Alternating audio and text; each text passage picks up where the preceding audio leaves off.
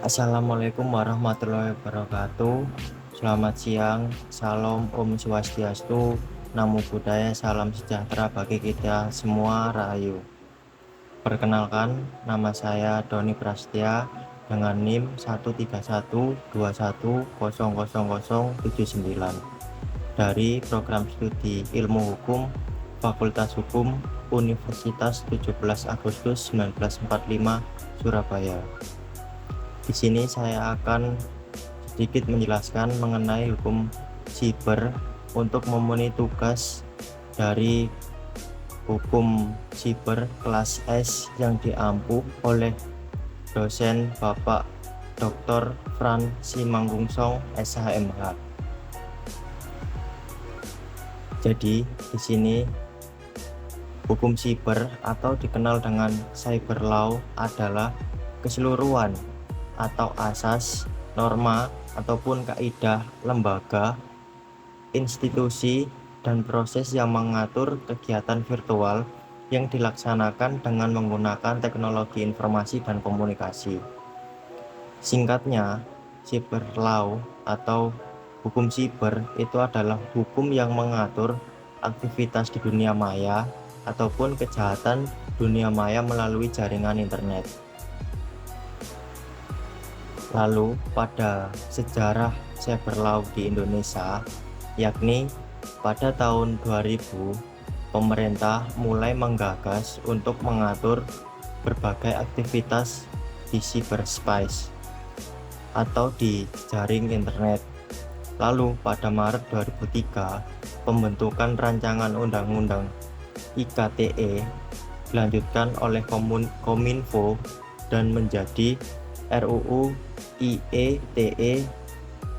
Lalu pada tahun 2005, rancangan undang-undang IETE berubah menjadi RUU ITE. Lalu pada tanggal 25 Maret 2008, DPR menyetujui rancangan undang-undang tersebut. ITE menjadi Undang-Undang ITE. Pada tanggal 21 April 2008, Presiden Republik Indonesia mengundangkan dengan Undang-Undang Nomor 11 Tahun 2008 tentang ITE. Dan undang-undang tersebut mengalami perubahan pada tahun 2016 dengan merevisi Undang-Undang Nomor 19 Tahun 2016 tentang perubahan atas Undang-Undang Nomor 11 Tahun 2008 tentang ITE. Urgensi pengaturan cyber law di Indonesia. Yang pertama, untuk memberikan kepastian hukum. Yang kedua, untuk mengantisipasi implikasi-implikasi yang timbul akibat pemanfaat TI. Adanya variabel global, yaitu persaingan bebas dan pasar terbuka. Lalu selanjutnya adalah ruang lingkup dari cyber law. Menurut Jonathan Rosenor dalam cyber law, The Law of Internet menyebutkan ruang lingkup cyber law yang pertama ada copyright, trademark, defamation, hate speech, hacking, virus, illegal access, dan regulation internet resource. Lalu untuk jenis-jenis cybercrime, yang pertama ada illegal contents, penyebaran virus, hacking ataupun cracker, dan lain sebagainya.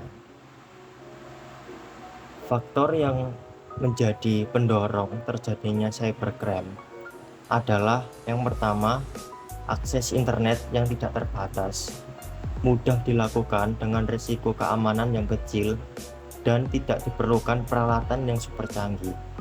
Selama ada internet, pasti bisa melakukan kejahatan dengan aktivitas di dunia maya tersebut. Lalu sistem keamanan jaringan yang lemah, kurangnya perhatian masyarakat dan penegak hukum. Lalu yang pertama dari asas-asas cyber law, yang pertama ada subject theory. Dalam perspektif ini, hukum berlaku berdasarkan tempat cybercrime dilakukan dan penyelesaian tindak pidananya dilakukan di negara lain. Lalu ada objektif territoriality. Dalam perspektif ini, hukum yang berlaku berdasarkan di mana akibat utama kejahatan itu memberikan dampak yang sangat merugikan bagi negara yang bersangkutan. Lalu yang ketiga ada nationality. Dalam perspektif ini, negara mempunyai yurisdiksi untuk menentukan hukum berdasarkan kewarganegaraan pelaku. Lalu yang terakhir ada beberapa langkah sederhana untuk menghindari dan menangani kejahatan cybercrime, yaitu yang pertama adalah melindungi gadget ataupun handphone dan sejenisnya, komputer atau perangkat lain yang digunakan. Lalu jangan gunakan software bajakan. Pasang perangkat lunak keamanan yang up to date. Selalu memiliki sikap hati-hati, waspada, lebih baik mencegah daripada terjadi hal-hal buruk yang tidak diinginkan. Backup data-data secara rutin. Jangan sembarang untuk membagikan info pribadi. Lalu abaikan lampiran surat elektronik dan URL yang terindikasi mencurigakan. Jangan langsung tergiur oleh sesuatu hal yang menarik. Gunakan waktu untuk berpikir lebih jauh dan lebih panjang serta matang lagi. Lalu jika mengalami kejahatan di dalam cybercrime, langsung laporkan kepada pihak yang berwenang. Jadi itu saja yang bisa saya jelaskan. Mohon maaf jika ada salah kata maupun perbuatan. Wali taufik walhidayah. Wassalamualaikum warahmatullahi wabarakatuh.